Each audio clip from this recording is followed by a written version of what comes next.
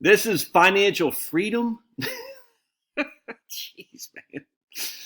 Woo! All right, so we're gonna dive into this article by Financial Samurai, whatever it is. Yo, choo choo choo. Financial Samurai. I All right, we'll just dive into it. But before I do, I just want to point out someone had told me yesterday on my take on the silliness of mad cow disease. Oh, picking his nose! Look, I'm picking his nose. Peek, peek, peek. I should have done my video in front of Bessie the cow. That would have been classic. I didn't even think about it. See, I'm not that bright. I'm just a caveman. Just a caveman in my Maine Nordiques hockey club shirt. Maine Nordiques. How awesome is that?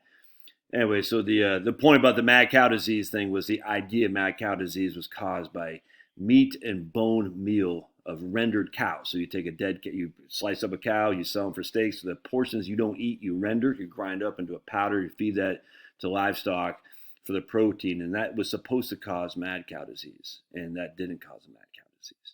And yet everyone and their mom thinks it does because no one can take 2 seconds to say, is there something else here? Because if that was causing mad cow disease, why did these things not happen over here? I'm not going to get to it. It's just a video I did yesterday, but I should have done it with this guy right there. All right, so here's Financial Samurai, whatever. And I don't read this guy's blog post. I mean, I whatever. Oh, man. Hold on a second. And I got no animosity towards this guy. I frankly just don't care. He just is he's in a different class than I am, if that makes sense, this guy. And I'm looking at this, and the other video I think I've done on his articles was the same context. I'm like, dude, I don't know. I mean, I think he said someone I forgot what it was. I said, man, I don't know what you guys are doing to spend your money on, but man, you are in a different weight class than me. You way up here in a rarefied air, and I'm just a caveman financial planner. Maybe, thank the good Lord. Praise the Lord. Praise Jesus. And if loving the Lord is wrong, I don't want to be right. But I'm sitting there thinking maybe having raised with brown, purple, and orange money was actually a good thing because I don't need what these guys have. It's nuts, man. So we're going to go into it. And that's what this couple of years ago, I said, you can't retire unless you have, I forgot what it was, it's some insane amount of money. And we dived into it in the same kind of context we're going to see here. And again, this is not, I don't hate this guy or nothing. I'll link the video and you should subscribe to his YouTube channel or his whatever it is. I don't care.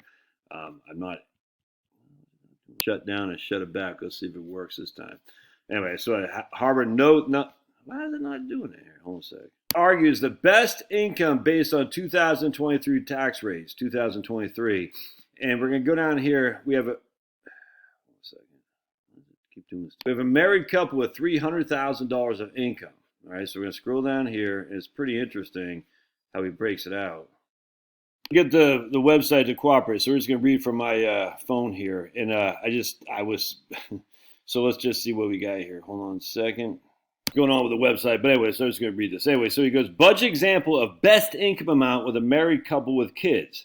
Husband and wife make $300,000. All right. They max their 401ks contribution for 2 working parents. So their total taxable income after 401ks contributions is $255. Then they get a standard deduction, whatnot, and their effective tax rate or effective tax amount is about $52,000. So between maxing out their 401k and their total taxes, they're about $206,000 left of income, right? Because they got to put max in their 401k. And another $50,000 goes to taxes, essentially. All right, so that's odd, but I get it, get exactly what he's saying, but I mean, so $300,000 nets you $200,000. All right, now again, $45,000 of that is your contributions to your 401k, so it's not like it just goes away. Expenses: child care for a 2-year-old, $24,000. Preschool for a 4-year-old, $26,000. You're paying. I'm sitting there just, $50,000 are going to childcare. Crazy. 529 plan, another $13,000. Okay, so I mean, just between the cost to educate your kids, that's another $65,000. And I say educate, is childcare actually educating them? I mean, I just sit there, I'm sitting here, you're going to spend so let's just say your wife makes $150,000. You have a $300,000 income. Of that, your spouse makes $50,000.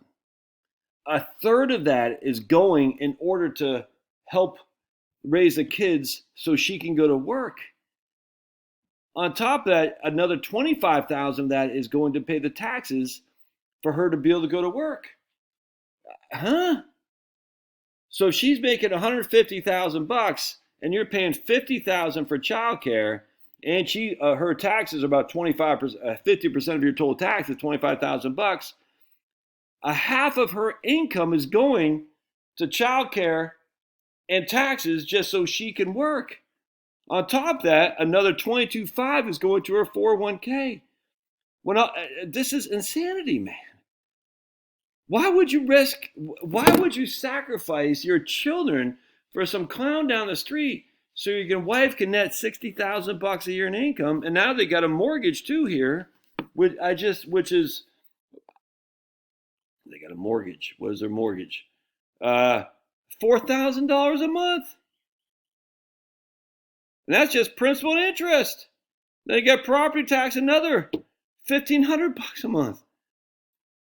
What? I mean, now I can't say you can get rid of that mortgage. I mean, maybe I don't know what it is, but I'm just sitting there thinking, they got car loans too. Let's see, car payments, another 250 bucks a month. Then gas, another 250 bucks a month. Husband's student loans. He's got 50K in student loans. Oh, they paid it off. Never mind. And this guy says relevant cities: San Francisco, New York, Boston, LA. So the big expensive cities. This is nuts to me. Why would you send your wife to the workforce and basically, all right, well, we're netting 3,000 bucks a month. It ain't worth it, dudes. That's not financial freedom. Because don't forget, your freedom's only contingent on your ability to keep that job, by the way. They want you jabbed up, you're going to get jabbed up. I have to keep the job. Why? Because I got to pay for preschool. I got to pay for friggin' childcare. I got to pay for my mortgage. I got to pay for my car. That's slavery, dude. That's not freedom at all. You bought the ticket, man. I got to listen to DEI rantings all day long from fools who don't know what the hell they're talking about. That's not freedom. And on top of that, I got to worry about corporate cutbacks. I can't believe people would sell their soul for this.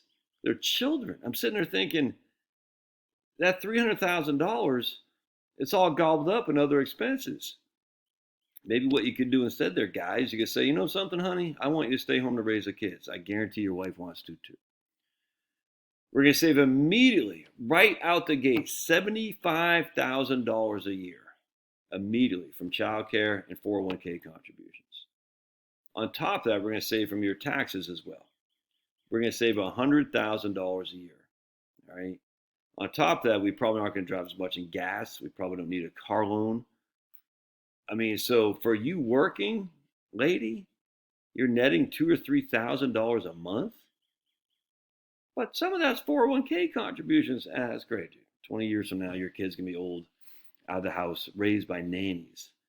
So the way I look at this, you're working for $3,000 a month net, and you're going to probably put in more than 2,080 hours a year, because a typical 40-hour work week is 2,080 hours. But let's just say you do $36,000 divided by 2,080 hours. That's $17 an hour. That doesn't include the travel, the getting ready, bringing your kids to school, all that crap, preschool. That's just your labor for a 40-hour work week. That's not financial freedom, dudes.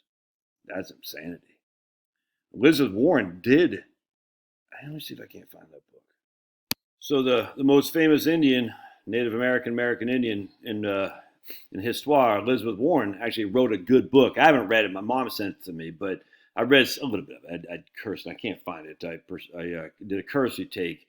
100%. 2000, it was written a long time ago. It wasn't 2016. If memory serves, it's well before that. But I mean, I can't remember. I think it's written like the 2008 or something like that. And economic security, and this expose, Elizabeth and her daughter, that lady, just find it funny. She had to put her name in there, and then I'm sure she show that the modern middle-class families are increasingly trapped by the grinding reality of flat wages and rising costs. They reveal how a ferocious bidding war for housing and education has silently engulfed America's suburbs, driving up the cost of keeping families in middle class and placing unprecedented pressure on hardworking families. I completely agree with that. It's true, dude. The the two income, what is it? What's this book called? The two income trap or something like that? The two income trap. It's a travesty that people fall for this. That's not freedom, that's slavery. I mean, almost like biblical, it says the debtor is the slave to the lender. 100% is here. So this guy gets laid off, he's screwed, dude. You know what I'm saying? Because now he's going to be shuffling, finding a job. He's still going to put his kids in the preschool and, all the fancy schmancy, good time rock and roll. I need my kids the best education. The best education is being at home with their mom. Ay, ay, ay. Anyway, again, this is maybe these people when they travel way up here, they see it differently. But they're wrong. I mean, it's just you can't have a nanny raising your kids. You need to be raising your kids by yourself. And if the effective cost of you having a nanny raising your kids is you're making $17 an hour, dude, you got your priorities jacked, man. That's all there is to it. All right, love to hear your thoughts. We'll see you.